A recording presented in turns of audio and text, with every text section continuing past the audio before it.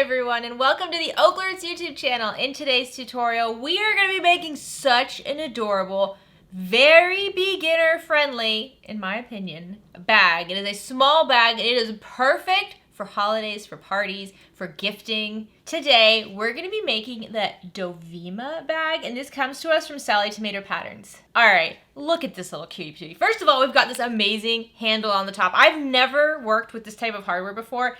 It is so cool. You really just like screw it on when you're done sewing the bag. Sewing the bag is very simple. I do have a couple little hacks, a couple little adjustments that I'm gonna suggest throughout the tutorial, but however, it is just so stinking cute, and I put my bag tag on the back here. Isn't that cute? So this is the bag we're gonna be walking through today in the tutorial. This is also the bag that you'll be making if you are part of the Sallie Tomato and OklaRoots monthly mystery box. The material is all in there. The only thing you don't have is this bag tag over here, because that's my personal bag tag. But you will have all the hardware for the handle, the little closure here, all the material and stabilizer that you need to make this adorable little bag. So let's just go through it. As you can see, it is a nice small size. I mean, this is, you know, I can't see it, but put it down there. But this is a nice small size, but you can still easily fit, you know, your forearm through it. It'll be good on your wrist. We have a turn lock closure here. We open it up. How fun is that lining? I know. I love it. It's so pretty. And then it's just nice and basic on the inside. If you want to add a zipper pocket, a slip pocket, you can definitely do that. But this is, again, why it's so beginner friendly, is because there's not a whole lot to this. This is one of the quickest bags I mean, really. It's one of the quickest bags I've ever made. You just sew it together, add on the hardware. You don't even have to build a strap, and then you're done. So the material that I used on this version right here is a more lightweight faux leather. I mean, it is very loosey, it can be stretchy. So I'm gonna give you some stabilizer tips in there. The way that the gusset is done, it is kind of pinchy around the corners. So it's a little, I mean, it has a really cute slouchy look to it, but you might, if you're a stickler for pleating, I'm gonna give you some tips as well on adjustments to make to the gusset to avoid any of the little bunching around the corners. However, with this material specifically, and with the length of the gusset, it actually looks, again, it just looks nice and squishy. Also, we have purse feet on the bottom, and just make it so stinking cute. I also have a couple little tips for the sides over here to kind of pinch them, to really pull it in nice and tidy, which I particularly love. Now, I've been having a lot of fun with this pattern. I've actually made 3 different versions, so I want to show you another version I made. So this is with a more textured vinyl, and textured vinyl is great if you're a beginner. I'll have a link for this specific vinyl down below. It is wonderful. This vinyl though, if you have any pinching or pleating on the side, the texture is going to hide it. So if you're new to curves and new to working with vinyl, this vinyl is great because it's not very thick and it has a beautiful feel to it. It looks very fancy. You can see I chose a different type of hardware on the top here, which I've been loving. These are actually like little mini D-rings that are attached with rivets. So I'll have a link down below where you can find some of these. I know a couple shops that sell them. Again, I went for a turn lock, and then on the inside, I used a waterproof canvas, water-resistant canvas instead of the quilt cotton. So again, super, super quick to come together. And once again, I put my bag tag on the back. I like the position of it on the back. You could also put a bag tag on the front top though here if you'd like. And then for the strap for this one, I just had this pre-made chain strap laying around, and I decided just to pop it on there, and it's absolutely perfect. So now, whereas this one is just like a hand holding bag or a handbag, this one is more of a shoulder bag, a crossbody bag. And because I really just wanted to keep playing with this design, I made one more version, and I want to show it to you. This one is made with Theratex. Now, Theratex is like a nylon that has a soft backing to it. And what I did was I quilted it onto foam. This top flap here is just a beautiful, really nice vinyl. It's very oily looking. It's just super yummy, and I quilted that onto foam as well. Now, I'm not going to be showing you how to do this. I just wanted to tell you there's lots of options. On this version too, instead of the top strap holder over here, I decided to go with these little side ones, which again just screw on. And also I opted to not pinch in the corners here. So let me show you. On this version here, I like to pinch in those corners. Can you see how I sew that in? I'm going to show you how I do that because I like that like tucked in look. So when you fold the flap down, you don't have a lot of material going off the sides. But for this nylon version here, I decided not to pinch it in and keep it nice and big, and I used a magnetic closure instead of a turn lock. And so for this one, all I have to do is grab a strap. So if you have another strap, a crossbody strap, add it on, and now it's just, again, a very basic bag with a beautiful shape, and it's good for every day. So you see, this is a really fun pattern because it is so quick. You can get very creative and make lots of different versions, which also makes it perfect for holiday gifting. I love it. I just love how cute it is. So thank you to Sallie Tomato Patterns for not only allowing me to use your patterns on my channel, but also for sponsoring today's video. If you're interested in the monthly OklaRoots Sallie Tomato subscription box, I have a link down below. You can also go check out some of our past videos. I think there are previous boxes available on Sallie Tomato's site, so I will link you to all those down in the description. If you're new to the OklaRoots YouTube channel, please consider clicking subscribe down below. If at any point you like this video, please give it a like. Any questions, comments, shoutouts, anything at all, leave them down in the comment section. All right, guys, let's get started. All right, so for this pattern today, you're gonna need about 3/4 of a yard of exterior material. Now, this can be anything. You can even use quill cotton, so anything with the right stabilizer, with the right interfacing can be used in this bag. I like to use like a faux leather or a vinyl for the exterior. In the kit this month, we have this like faux leather, but it's very, very lightweight. I mean, you see it's almost like silky. It's a very lightweight vinyl. Now, we are going to be using some heavier stabilizer with this, which is going to help, but if you also want to add some foam or if you want to add Decovil Light, if you have a lightweight vinyl like this, you can go ahead and do that as well. For the lining, you're going to need about a 30 yard, and this can be quill cotton, water-resistant canvas. In the box this month, we are using quill cotton. And then we're going to be using some heavy stabilizer, again, to help with structure. The heavy stabilizer is really good. I would not skip it. Honestly, I wouldn't. The heavy stabilizer is going to be great for installing all the hardware in the bag today because the hardware can be heavy. And it's also going to be perfect for structure. So if you had to choose between the foam or the heavy stabilizer, I would choose the heavy stabilizer over the foam. For that, you're going to need about a 1/2 yard. So this bag doesn't have any zippers or anything like that. So it's actually very, very quick make. So if you just want to focus on installing hardware, maybe you're new to installing turn locks, maybe you're new to installing purse feet, this is a great bag to do that on because you don't have to commit a lot of time to other things like zippers. So we have this beautiful little metal handle. I'll be honest, I have never ever installed one of these before. We're gonna do it together for the first time on the video today. And then we have a classic turn lock. And if you haven't installed these before, I'm gonna walk you through all of it. These take a little bit of practice, but once you get it figured out, they're actually very, very easy to install. And then we're gonna install some purse feet, which are probably one of the easiest things to add to a bag that looks amazing. It makes the bag look really professional, but I mean, you just stick them in, open them up, and you're done. So we're gonna do these 3 for hardware. All right, here's all the other stuff today. For my bobbin, I have a Mara 100 weight thread. You can also use the Gutermann thread from Joann's. This is just what I happen to have on hand. For the top thread today, I'm gonna be using this Wizardry Stitchery thread. It is a Tex 45 weight thread. I don't like to use this in my bobbin because it is a little too wiry and thick, but it's fine in the top of my machine. It's fine going through the needle. Needles I'm using today are Microtex 8012 needles. I have a few different marking tools, an air erasing marking tool, a silver ink vinyl marking tool, and also this awesome little chalk marking tool. It's like a 3-in-1. I'll have a link down below, but if you like the seam ripper stiletto combos that we've been using forever on the channel, you can actually now get like matching little marking tools. So this one comes with a chalk insert. You can also get the pencil insert and also the pen insert. So it comes with all 3 of them, which is really, really cute. As always, I have a 1" by 6" ruler, and then my stiletto that I keep at the machine with me at all times, a lighter for cleaning up any little loose threads, a turning tool can be helpful, specifically for the flap, some glue. We're definitely going to need glue here. If you're not using like a Decovil Heavy that's adhesive, you're going to need something to adhere the stabilizer to your material. So we're going to be using glue for that, and then we have a healthy supply of plastic clover clips. All right, so there's really not a whole lot to this bag. So let's start with these pieces together. First, you're gonna have your gusset.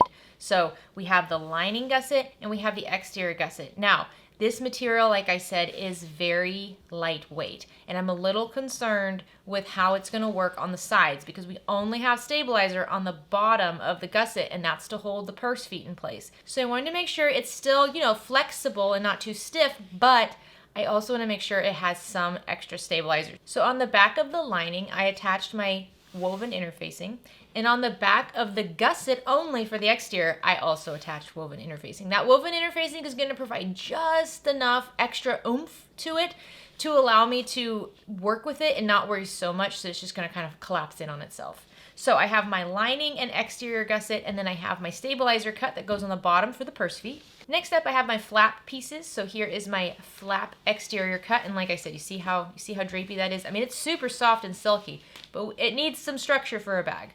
So we have the exterior cut, we have the lining cut. The lining cut does have woven interfacing on it.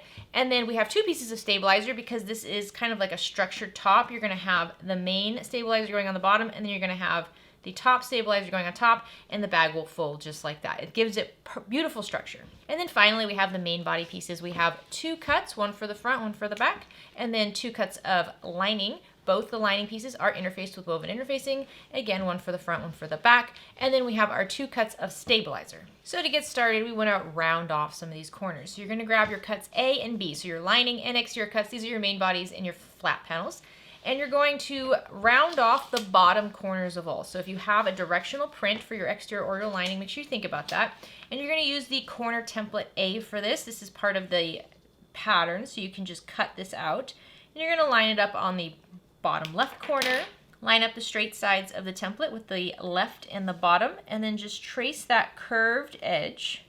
And then you're going to take your template and flip it over and do the same thing on the bottom right corner. Once you have those bottom curved edges traced, just grab your scissors and cut right along that curve. And there you go. Now you have rounded cornered bottoms. So go ahead and repeat this for the lining of the flap, and then also do it for the bottom 2 corners of the lining and exterior main panels. All right, once you have the exterior and flat pieces rounded, you can set those to the side. So now grab your firm stabilizer pieces E, F, and H, and we're going to round these as well. For these ones though, you're going to use the corner template B, and let's put H to the side. So the first one here is going to be the bottom part of your flap, and we're going to just line this up on the bottom edge of our stabilizer, and once again, we're just going to trace and then cut. Once you have the flap rounded, grab your main panels and do the same thing, just round the bottom 2 corners for each of the main panels. All right, once you have the flap and the main panels rounded, then grab your piece H, which is the bottom piece, and this goes on the gusset, and we're gonna round all 4 corners of this one. All right, you have this done. You can set these stabilizers to the side. All right, now grab both of your piece C's, and we're going to angle off these corners. So you're gonna measure 5 inches in from a short edge, any of the short edges, and you're going to measure 1/2 inch away from the long edge. And I like to just make a mark at the 1/2 inch mark on the short side, and then the 5 inch mark on the long side. And then you're going to use your ruler to connect these 2 marks at a diagonal just like this, and then just draw a line from those 2 marks. And you'll have these little angled corners. Do this for both short edges of the exterior and lining gussets. Okay, once you have all those diagonal marks made, then you're going to grab your scissors and you're just going to cut right along those lines. Now, you could have just used a rotary cutter as well instead of marking the lines. I always get very nervous doing that because I'm afraid I'm just going to cut it all willy-nilly. So I like to draw it out first and then use scissors. So we're just going to trim off these angles on the lining and the exterior. So now let's attach our heavy stabilizer to the bottom of our gusset as well as our little purse feet. So the first thing I want to do is find the midpoint on my gusset, and you can do this at any time. But I'm just going to fold this in half, find that midpoint. I like to use scissors, just a teeny tiny little snip right on that corner. Just makes it easier for me to find this. And then I'm also going to find the midpoint on my bottom stabilizer. Okay, once you have the midpoints marked, what I like to do is grab a small ruler and just connect the 2 midpoints on the back side of my exterior gusset. And then I measured down 5/8 of an inch from both long edges and made little marks. And that's going to help me just center this stabilizer right in the middle like that. Now, if you want to go to the sewing machine and just top stitch around all these edges to hold it in place, you can do that. Or you can use glue. So I'm just going to take my Beacon 3-in-1 glue and I'm just going to add a layer of glue to the back. And if you have like an adhesive or a spray adhesive, you know, some sort of a spray glue, you can use that as well. The purse feet will hold this in place. So this doesn't need to be like solidly glued down around all the edges or anything like that. The purse feet are going to hold this in place just fine. So once I have the glue on there, I'm just going to flip this over, line it up and center it. There we go. Now I'm going to work on installing the purse feet. So what I like to do is I like to measure 1 inch in from each corner of the stabilizer. So you can see I have my little ruler here and I'm measuring in 1 inch from the short edge and also 1 inch up from the bottom. And then I'm just going to make a little dot right there. I'm going to do this for all 4 corners. Once I have my 4 placement dots, then I'm going to grab my purse feet, and specifically I want the washers. So these little round bits here are the washers. And I'm just going to center this over one of my dots and then the washer has 2 vertical openings. Those are for the prongs. I'm just going to mark those vertical openings around those dots, and I'll do this for all 4 of them. And you can space out these purse feet however you like. If you want them to be a little bit closer to the edge, you can definitely do that. You can put these purse feet any place you like. This is just where I like to put them. So once you have all those slits marked, you're going to grab your seam ripper and gently just cut right along those small vertical lines. And it's better if you cut it a little bit shorter than it needs to be rather than longer. The smaller the slit, the better. We just need to get those prongs through the material. They don't need a lot of room. Okay, once you have those slits made, flip this over and look for those slits on the front side, and then take the prongs of your purse feet and just push them through them. So just find a pair and push the prongs through. And then once you have the prongs pushed through, look at the back and grab one of your washers and then just insert it over the prongs, and then you can press the prongs open since they're so long. There you go. And so we have 1 purse foot. Go ahead and repeat that for the other 3. All right, so there's my little purse feet looking all cute. And so what I like to do on the back, and this is optional, but I like to grab a little bit of duct tape. And I just put the duct tape over the back of those prongs. You could use interfacing and glue it over the prongs, which is what I used to do, or you could adhere some interfacing over the prongs.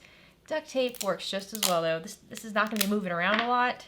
It'll stay, and it will protect the quilt cotton on the lining from getting rubbed and then worn down over time. Okay, so your gusset is all prepped and ready to go. You can set this to the side. All right, so now I'm going to attach the stabilizer to the back of my main panels. Now this is something you can do later. You can actually just like slide this into the bag in the end and then tuck it in there if you'd like. I'm going to be attaching metal pieces to this and I want this to be structured. So I'm going to attach this. I will let you know that the stabilizer measurements are just a 1/2 inch shorter widthwise than the exterior measurements. And so there's a 1/4 inch opening on the sides here, and you will be using a 3/8 inch seam allowance when you sew this together. So if you don't want this to be in the seams, you might want to trim this down even more. Maybe just trim it down by another 1/4 inch on each side. I'm going to leave it, and I am going to be stitching this into the seams, which I'm okay with, but if you don't want to stitch heavy stabilizer, just make this a little bit more narrow. But I'm just going to take my stabilizer, and I'm going to just put glue all over the back of it. Again, you don't have to put a ton on here, and it doesn't have to be perfect. The stabilizer will hold its own, and the bag is not like a loosey-goosey bag, so it will have a nice tight fit in the end. I just don't want it to move around while I'm working on it. So I'm going to attach the glue to the back of my other main panel stabilizer as well. And before I glue those on, actually, I'm going to mark the midpoint on the top and the bottom of each of my exterior main stabilizers. This is just going to help me later, and it's much easier to fold this material now than it will be once that stabilizer's on there. So once you have your midpoints marked, just open this up. Make sure you're looking at the back side of your main panel. Then take your stabilizer, glue side down, and just center it. I just eyeball it. And you can see that it can't center it. I mean, you can pull this up a little bit if you'd like. But you don't have to center it on the top and the bottom. The difference between the stabilizer and the exterior on the sides is not the same as the difference between the stabilizer and the exterior on the top and the bottom. I'm not sure why. All right, you can let these dry and then grab whichever panel you want to be the back panel if you're adding a bag tag. So using the midpoint mark on the bottom of my back panel, I measured 1 inch up, and that's where I'm going to put my bag tag. Now I have a little metal bag tag here, but if you have a sew-on bag tag, you can use that as well. And I'm just going to center my washer over that middle mark and draw the slits for the prongs of my metal bag tag. And then just like we did with the purse feet, I'm just going to use my seam ripper to gently cut along those slits. And then I'll take the prongs of my bag tag. And if you just have one that says handmade or something, these are usually all installed the same. And I'll just insert this in like that. Flip it over, attach the washer, and then again, just like with the feet, I'm going to add some duct tape over the back of these prongs. And there you go. Quick, easy, little bit of bling. So now let's work on the flap, and let's actually sew something. We've done so much prep work. It's time to get sewing. So take your exterior and your lining flap pieces, and let's lay them right sides together, lining up all the edges. Grab some clips and clip along the sides and the bottom to hold in place. Now let's take this to the sewing machine and let's sew along the sides and the bottom at a 3/8 inch seam allowance. Make sure you backstitch at the beginning and the end. So once you have those sewn together, I like to just take the scissors and cut the seam allowance in half.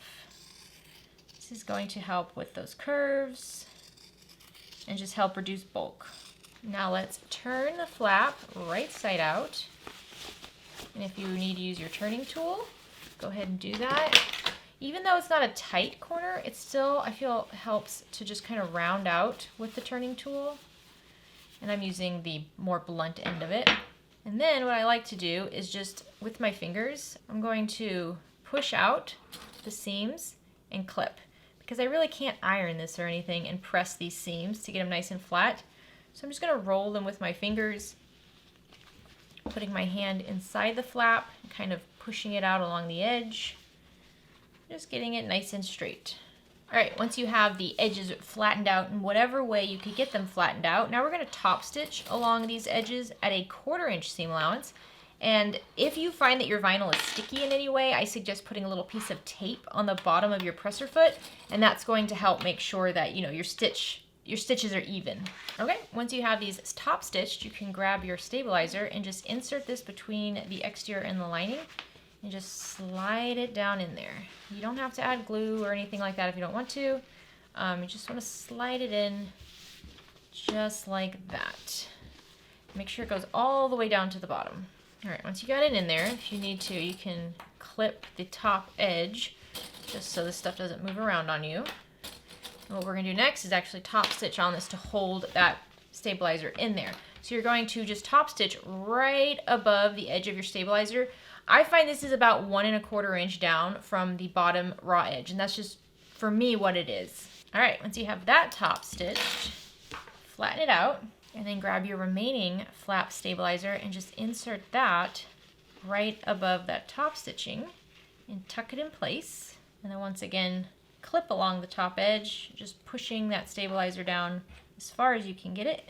And now I'm just gonna baste along this top edge here at about a 1/4 inch seam allowance. All right, now your flap is all prepped. You can set this to the side. So now we're going to install the twisty part of the turn lock, and we'll do this part on the flap once the bag is finished.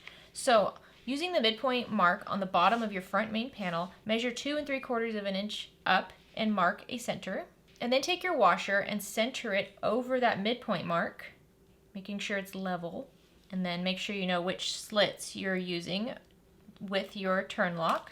So I'm using the second from each side, and mark in those slits with any sort of marking tool.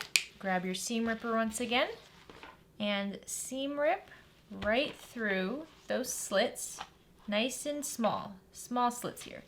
We don't want them to be too big. There we go. And then take your turn lock, insert it on the right side, just like this. How pretty is that? Let's flip it over. Insert your washer over the prongs. You can spread the prongs in or out, whichever one is easier for you. Look at the front, make any little adjustments if it's a little crooked or anything. Make sure it looks nice. That looks so pretty, doesn't it? And then flipping it to the back. Once again, my handy dandy duct tape. I'm gonna cover those prongs. See how easy that is? And it's so cute. All right, so now we have this all prepped. Now all we have to do is put everything together. We don't have any extra pockets. If you want to put any pockets in your lining, a slip pocket, a zip pocket, go ahead and do that. You can zhuzh it up, but we're gonna keep it simple. So I have my exterior front panel and I have my exterior gusset. Now here's the thing. Personally, I feel like the gusset is a little long. Most of the time when we're attaching a gusset around rounded corners, we really kind of have, like, it's very tight and we have to add snips into the gusset to help it spread out to get around. You'll find that this one, it's almost like the gusset is bigger than it needs to be. It comes together really nice. The material I used the first time was a very textured material, and so if there was any little pinching or pleating, you couldn't notice it. We're gonna see how it works with this material though. So I'm gonna take the midpoint on the gusset and I'm gonna lay my gusset right side down against the front panel. And I'm gonna match up the midpoint of the gusset with the midpoint of the front panel. And I'm gonna clip these together. I like to add a few clips along the bottom to get started. All right, I'm gonna flip this back over. And then I'm gonna take the left top corner of my gusset and I'm gonna rotate it up to line up with the top left corner of my main panel. And I'm gonna clip those corners together. And then I'm gonna do the same thing on the right side. And then I'm gonna go down the sides and add clips. And I'm also gonna go along the bottom and add clips. And I saved the corners for last. Okay, now once you get to the corners, just spread the gusset around those corners and clip in place. Like I said, I don't find that I need to clip into the gusset in any way because I feel like it's got plenty of length here. Just take your time here to adjust, readjust, smooth out as much as you can. All right, now we're gonna sew along the sides and the bottom at a 3/8 inch seam allowance. Make sure you backstitch at the beginning and the end. Going around these corners, just take your time. I mean, if you need to cut into the gusset, you can, but like I said, I feel like the gusset's a little long, but we're gonna just see how it looks. So I do have a little bit of pleating on the corners, but honestly, I'm okay with it because this is kind of like such a loose vinyl. I feel like it gives it a scrunched look, which I kind of like actually. Normally with vinyl, especially vinyl that's much stiffer, I would want it to be perfectly smooth, but I am actually okay with that. Now, if you wanted to make sure it was more smooth, I would suggest taking about 1/2 inch off the top. So maybe making the gusset just 1 inch shorter, and then you would have a tighter corner. So that's something you can try. If I can, I'll try another one of these with a gusset that is 1 inch shorter than what the pattern says, and I'll let you know if it was easier to do the corners that way. But now I'm going to take my back panel and lay it right side up, and then I'm going to take my gusset and lay it right side down, and match up the midpoints on the bottom here, and clip these together. And then I'm going to take the top left corner of my gusset and attach it to the top left corner of my back panel and clip together. And then let's just clip the sides and the corners. All right, once you have it clipped, we're going to take this to the sewing machine and sew along the edges at a 3/8 inch seam allowance. Make sure you backstitch at the tops.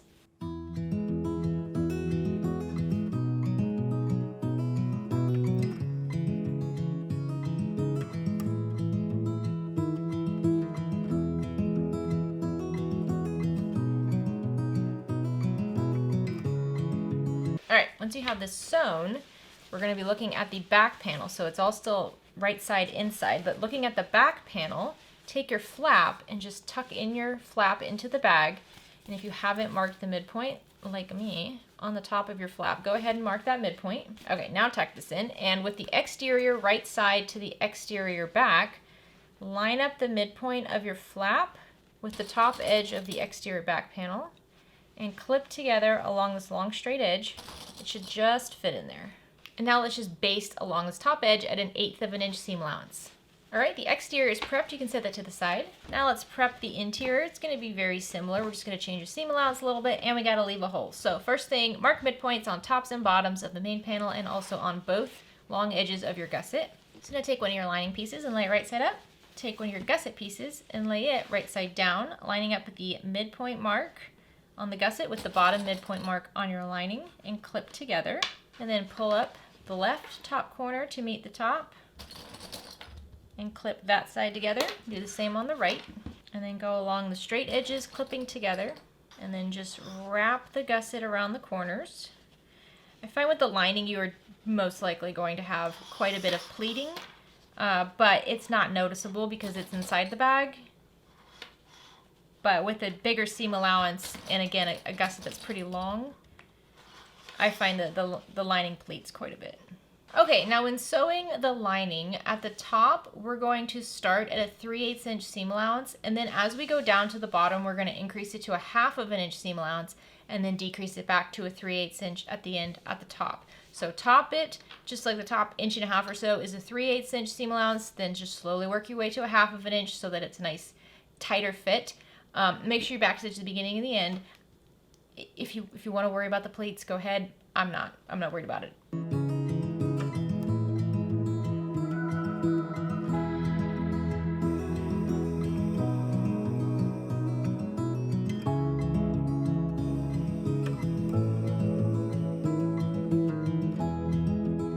Okay, now take your remaining lining panel and lay it right side up, and then flip this over, once again lining up the midpoint on the bottom of the gusset with the midpoint on the bottom of the remaining lining panel, and clip this main panel together with the gusset just like we did on the front.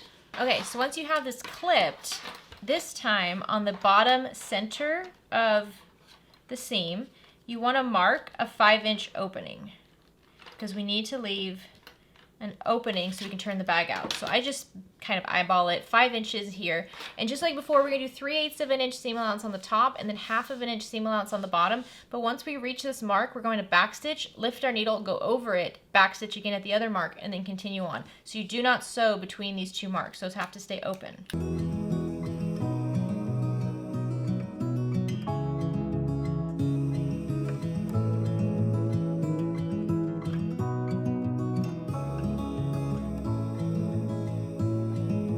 Before I move on, I'm going to trim my seam allowance down on my lining to about a 1/4 inch or so. I'm just tracing the stitching. And right now I'm cutting the side that does not have the opening. And then on the side that does have the opening, only cut where there are stitches. So with the opening on the bottom, once I get down to it, I cut up to the end of the stitches, and then I just cut the extra off like that. And I don't cut the seam allowance down where the opening is. That's going to make it a lot easier for us to close that in the end. If you cut that fabric down, it's going to be very difficult to close. So now turn your lining right side out.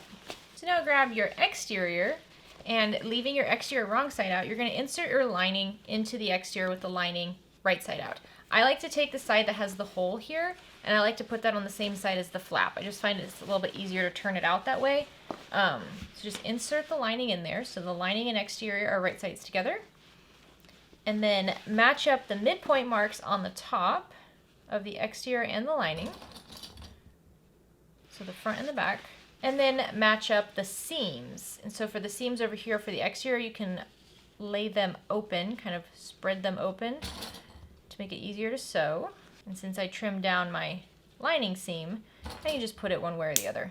So once you have the midpoints and the seams clipped together, then just go around straightening out the open sections and clipping together to make sure it's nice and smooth. No pleats here. So now we're going to take this to the sewing machine and we're going to sew along this top edge here at a 3/8 inch seam allowance.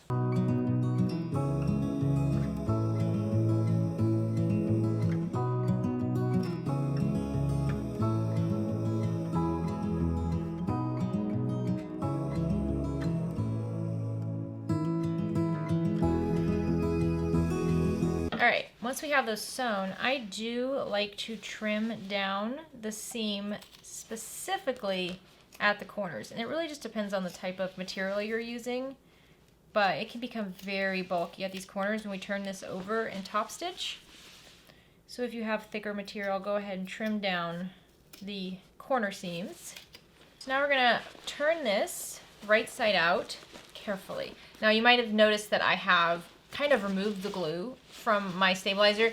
This material was sticking to the glue and it made it look kind of bumpy, and I just didn't like it, so I just gently, because my glue was so light, I didn't glob it on. I could gently just put my hand underneath the stabilizer in the material and then separate the glue from it without any problems. So it's something to think about. Push out everything. The nice thing about this material though is that it doesn't really wrinkle, so that's nice. Alright, once you have that pushed out, let's tuck the lining in.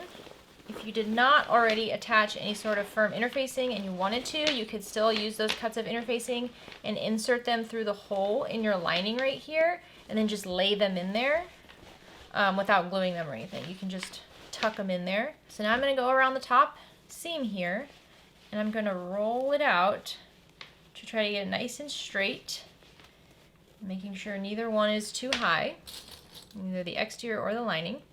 And I'm just going to add some clips to hold it in place. Again, depending on your material, if you can iron this. Don't if you're using this faux leather material.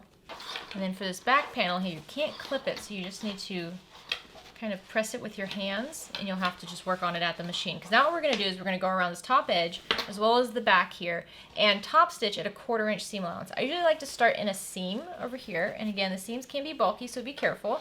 And then again, just go nice and slow. I like to take the bed off my sewing machine and I wrap this around the arm of my sewing machine so that I can get a nice, easy top stitch on the exterior. If you have a sticky vinyl, don't forget to grab some tape and put some tape on your presser foot to prevent it from sticking.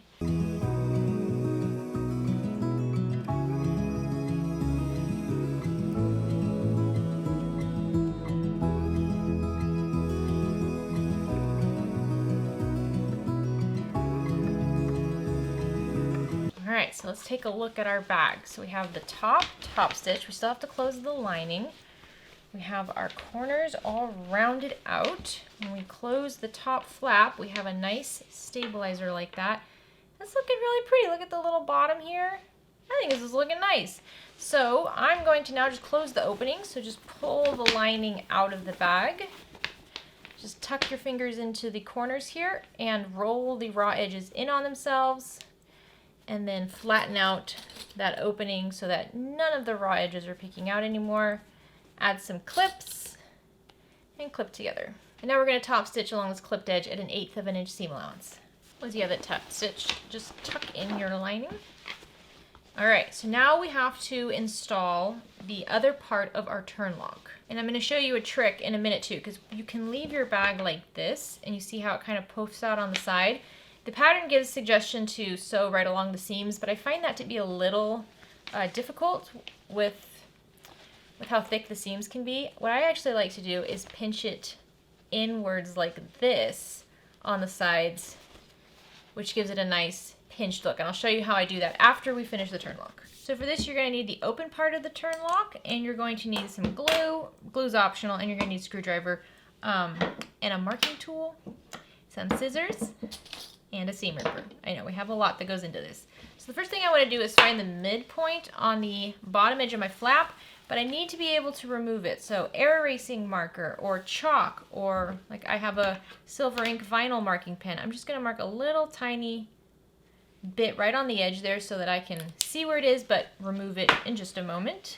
And then using a ruler, measure 1 1/4 inch up from that midpoint mark, and just eyeball this to make sure that's going to work. So I kind of just put my finger where that mark is, pull it down. If you want it to be a little bit higher or a little bit lower, think about that now. I think that'll work. I'm gonna make it just a bit lower, but I can do that while I'm installing this. So I'm gonna grab a screwdriver and I'm gonna unscrew the little screws that come on the open side here. You also might find it easier to use a hole punch for this, so I'll show you how to do that in just a moment. So what we're going to do is we want to take the flap part of this, which is the back part, and we're going to put it on the front. And we're just using this so that we can line everything up and we know where we need to cut.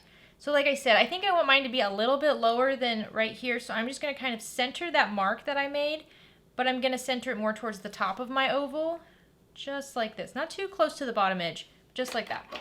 And then I'm going to take my marking tool, and I'm going to trace this inner oval here. And then I'm also going to trace these little circles on the side, just like that. And then I'm going to take my hole punch, and I'm going to find which one of these hole sizes wraps around the little prongs, but they're the screw holes on the front of our twist lock. And I want to be able to punch a hole that's big enough to wrap around those. And it's usually the largest one I have. Yeah, it's going to be the biggest hole I can punch with my hole punch. There's got to be better terms for everything. Okay, so I'm going to start with that. So I have my hole punch ready to go, and I'm going to center this, and I'm punching through the lining and the exterior and the stabilizer. And I'm going to center it over the circles on the sides. You might have to kind of twist it around to get through that quilt cotton. Do the same for the other side. Okay, once you have those done, now we need to cut the hole out that is this little oval here. And for that, you can just use your seam ripper, or you can use your seam ripper and your scissors. It's up to you.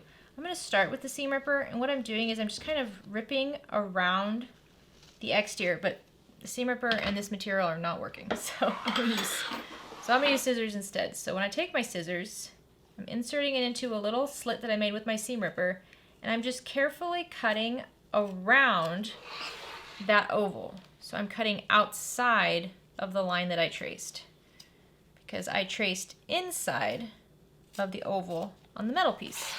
Once I have all this cut out, let's just do a test.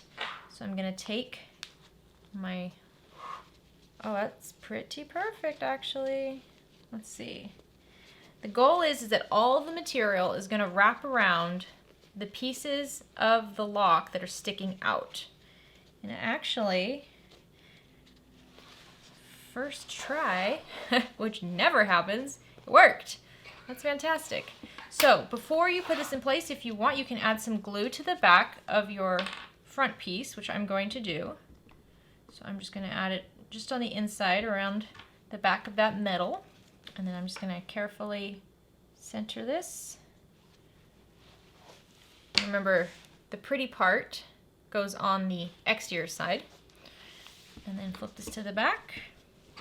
Take your washer, lay it over those holes. Grab your screwdriver and your screws. And I like to kind of loosely screw these in place first just to make sure everything's lined up. So I'm not tightening them, I'm just getting them in there. So let me just take a look, try it out. Oh, that looks cute, doesn't it? That looks beautiful, and it's exactly where I want it. Perfect placement, everything's great. And if you find you need to clean it up at all, that's why we didn't put these screws in really tight. So for example, I just have some bits of quilt cotton over here that can be trimmed down because they're sticking out. So now I'm going to take my glue and I'm just going to put a little drop of glue in the screw holes and then put the screws in. And that just helps that once this is jingling around and you're using it a whole bunch, that these screws don't kind of unscrew on their own. That's adorable. I love that. That's so pretty. I love these colors too. Everything looks so nice together. So now you can leave it like this if you'd like. The pattern does also say you can take the seams here and kind of pull them back on each other like that and then sew along each of the 4 seams. I found that to be very difficult, like needle breaking difficult. What I thought was a little bit easier is I'm going to take this short edge here where the gusset is, and I'm going to fold it exterior right sides together, and I'm going to line up the seam on the back and the front where the gusset are. I'm going to match those up. See? Just like that. So let me just give you a visual, and then we'll flip this lining side out so you can really see what I'm talking about. So I'm going to put this over here. I'm going to do the same thing on the other side, just pulling it exterior sides together, matching up the seams on the front and the back of the gusset, and then like that. So now, when this closes, this is how it looks. So it's up to you. You see how it kind of pinches on the side? Totally up to you. I kind of like the pinch look. If you don't, then don't do this. But I'm just going to show you how to do it. So one option is to just rivet this. You can just grab a rivet, put a rivet right here, and be done with it. That would be my preferred way to do it. But since we're not using rivets today, I'm going to flip my bag lining side out. Be careful not to mess up your stabilizer in there.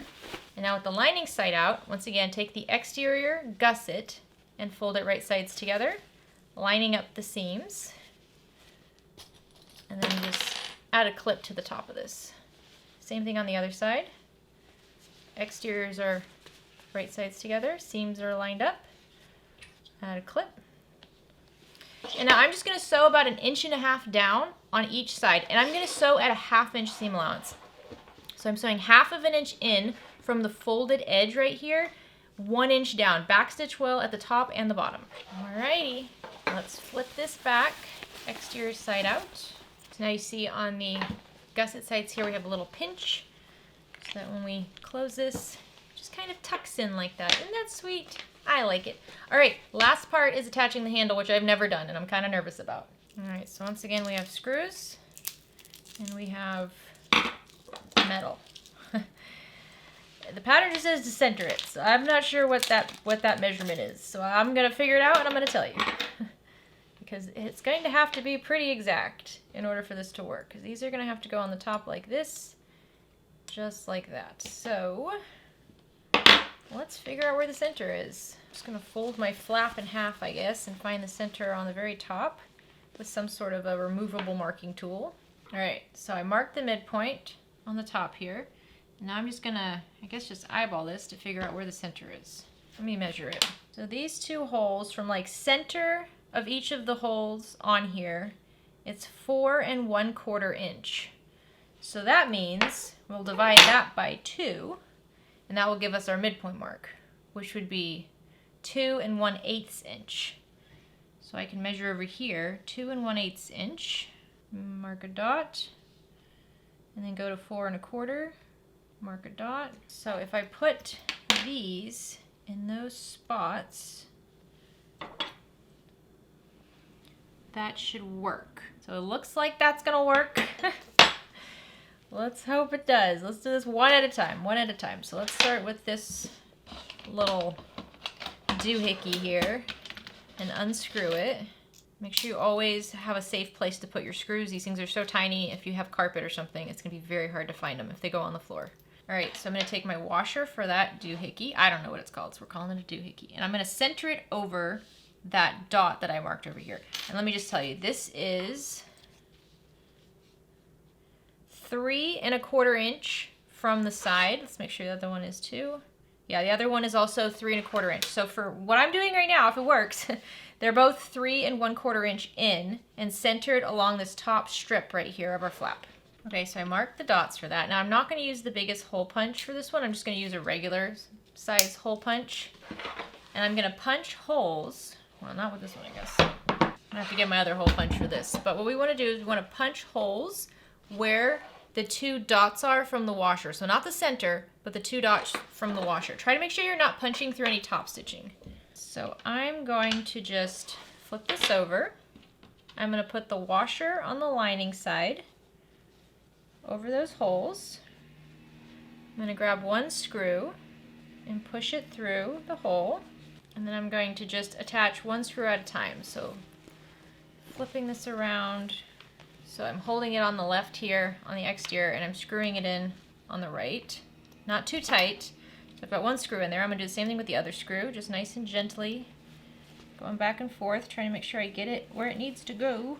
And see, this is also why it's so important to have that heavy stabilizer in there, because this is, you know, this is the handle for the bag. It's gonna hold the bag when you're wearing it. So you need to make sure, oh, poop, you know what, I forgot. I'm supposed to put the handle in. Okay, I'm unscrewing one of these.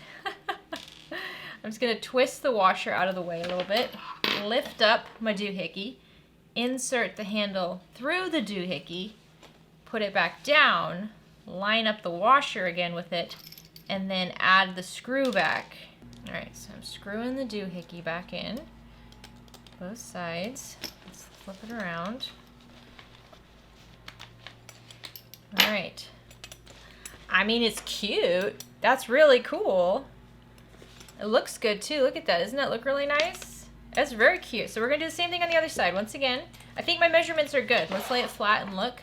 So when I put this over my dot, it's where it needs to be, which is the hardest thing because this does not bend. You cannot stretch it in any way. It has to be exact. So I think my measurements are good. So I'm gonna grab the other washer. I'm gonna unscrew the remaining doohickey.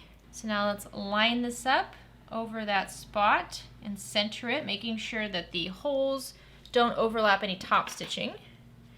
And then just mark the center of those holes in the washer. And then grab your hole punch and punch out those holes. And if you still have marks anywhere, you can remove them with a damp rag. There we go. All right, doohickey installation number 2. Make sure we have the holes popped out here. Okay, let's grab our little macaroni on the left here. And then we'll grab our washer and cover the holes with our washer. And then grab a screw, insert the screw through the washer and then through the hole. Line it up with your macaroni and screw 1 into place. Here you go. And once you have 1 lightly screwed into place, I mean enough to hold it but not super tight because you'll need to be able to move it.